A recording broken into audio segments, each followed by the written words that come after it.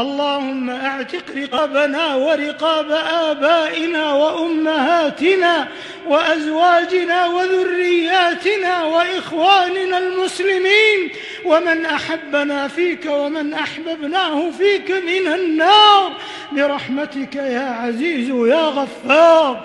اللهم اغفر لنا كل ذنب واحفظنا من كل جنب وادفع عنا كل كرب يا ذا الجلال والإكرام.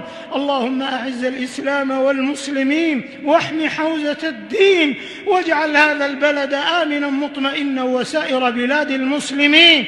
اللهم من أرادنا وأراد بلادنا وأمننا بسوء فأشغله بنفسه ورد كيده في نحره واجعل تدبيره تدميره يا سميع الدعاء. اللهم اكفنا شر الأشرار وكيد الفجار وشر طوارق الليل والنهار. اللهم رد عنا وعن بلادنا كيد الكائدين وحقد الحاقدين وعدوان المعتدين ومكر الماكرين يا رب العالمين. اللهم إنا نسألك بأسمائك الحسنى وقنا عذاب النار.